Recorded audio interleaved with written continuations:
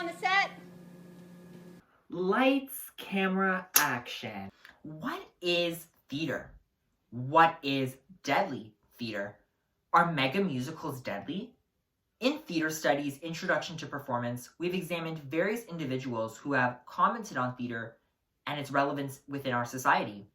When referencing Jordan Tannehill's article, Theater is Where Frightened Filmmakers Go to Die, and Peter Brooks's definition of deadly theater, allows the class to engage in a strong discussion about the differences when watching a film in comparison to watching a live performance, and what this live theater does and still does to allow audience members to return to the stage.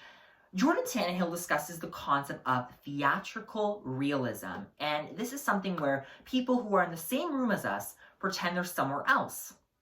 And he questions this by stating, why does theatrical realism continue to dominate our new play development and programming strategies in English language theater? And why do English-speaking audiences gravitate so strongly towards it?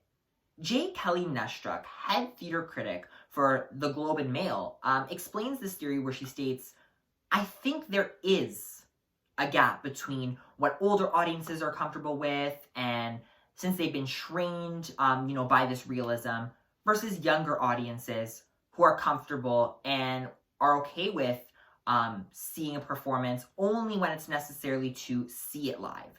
And this is significant since Nestruck suggests that those who are accustomed to watching live theater will continue to attend. However, younger generations may only attend if they want to see a performance that they're not able to see, in a television series or a film adaptation.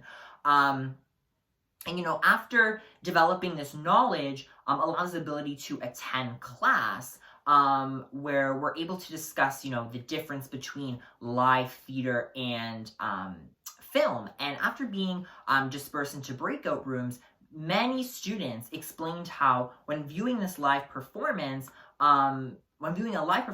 it shows that anything can happen, as opposed to someone who watches a film, and they can keep watching the film multiple times, but they're gonna have an expectation of what is going to happen.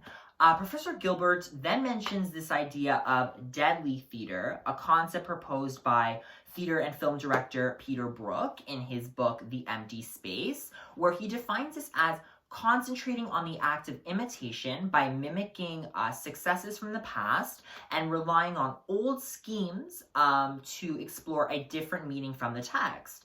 Also, Professor Gilbert expands this idea and mentions the idea of mega musicals and their relevance in our society. A mega musical is a performance that are large scale and are produced for a commercial profit. These include musicals such as Cats, Phantom of the Opera, Wicked, etc. And after being divided into these breakout rooms, we kind of were proposed with this question of, are mega musicals considered deadly theater? And as someone who loves musicals, due to their sound effects and their catchy musical numbers, I do believe that this theater is considered deadly, and this is primarily since these musicals tend to be repetitive, where the audience is not able to engage in the same way as an audience, who goes to see a live and new Broadway show that comes out.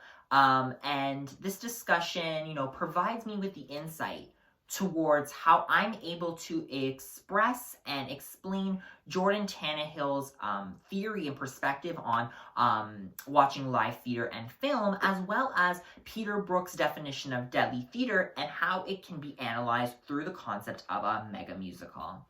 And cut.